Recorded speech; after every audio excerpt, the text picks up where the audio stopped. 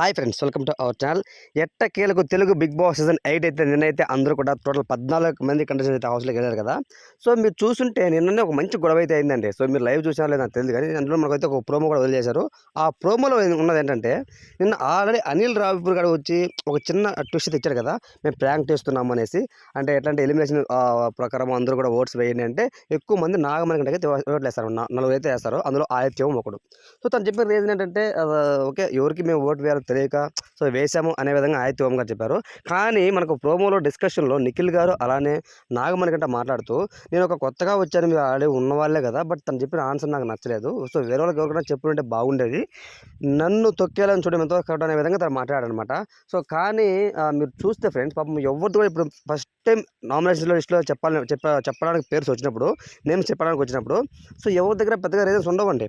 కానీ పాపం తను ఫీల్ అయ్యేది ఏంటంటే, అందరూ కూడా ఆల్రెడీ వాళ్ళు ఉన్నవాళ్ళే, అంతో ఎంతో ప్రతి ఒక్క రియాలిటీ షోస్ కానీ లేకపోతే కొంతవరకు యాక్టివ్గా ఉన్నవాళ్ళే, బట్ నేను చచ్చి మళ్ళీ బతికోండి నేను అంటే తన ఎమోషన్ చెప్తున్నాను బయటికి. సో కాబట్టి నాగమణి కంట ప్రవర్తన చూస్తే కొంతవరకు మంచి క్యాండిడేటే, కానీ గేమ్స్ వైజ్ తను కొంచెం ఇంప్రూవ్మెంట్ ఉంటే మాత్రం మాటలంతా చాలా బాగా మాట్లాడుతున్నాడు, టెక్నిక్స్గా బాగా మాట్లాడుతున్నాడు కాబట్టి సో మంచి కనెక్షన్ అంటే నా ఉద్దేశం అనమాట.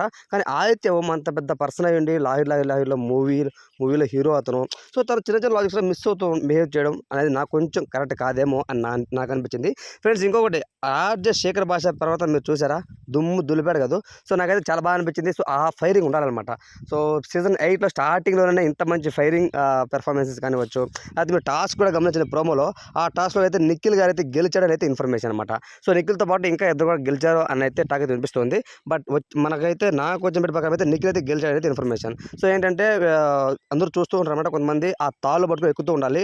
సో స్టాప్ అన్నప్పుడు ఆ తాళ్ళు పట్టుకొని ఉండాలన్నమాట. సో కాబట్టి ఆ తాళ్ళు అయితే గట్టిగా పట్టుకొని ఉంటారో పడిపోకుండా చివరికి వాళ్ళే విన్నర్స్. ఆ టాస్క్ నిఖిల్ అయితే గెలిచారనైతే ఇన్ఫర్మేషన్. సో ఏది ఏమైనా సరే ఈసారి లిమిట్లెస్ అంటూ చాలా బ్రహ్మాండంగా షో స్టార్ట్ అయిందని అయితే ఇన్ఫర్మేషన్.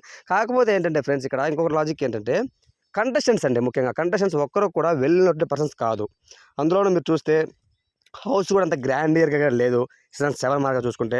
కాబట్టి సీజన్ 8లో కొన్ని లోపాలైతే ఉన్నాయి బిగ్ బాస్ టీమ్ది, అలానే కంటెస్టెంట్స్ కూడాను. సో కంటెస్టెంట్స్ ఎంపిక ప్రక్రియలో బిగ్ బాస్ సీజన్ 8 ఫెయిల్యూర్ అయిందేమో అని నా ఒపీనియన్. అంటే సీజన్ 1 ఇప్పుడు ఫస్ట్ ఎపిసోడే కాబట్టి మరి చూడాలి. కంటెస్టెంట్స్లో ఇంకా ఫైరింగ్ నింపాలి బిగ్ బాస్, మంచి మంచి గేమ్స్ ఇవ్వాలి, బాగా ఫైట్ చేసుకోవాలి, అప్పుడే మన అందరికీ థ్రిల్ ఉంటుంది కాబట్టి.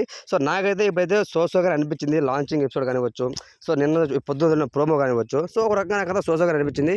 మీరేమన్నా కామెంట్ తెలియజేయండి. అలాగే మీ ఫేవరెట్ కంటెస్టెంట్స్ ఎవరైనా కామెంట్ తెలియజేయండి. Thanks for watching.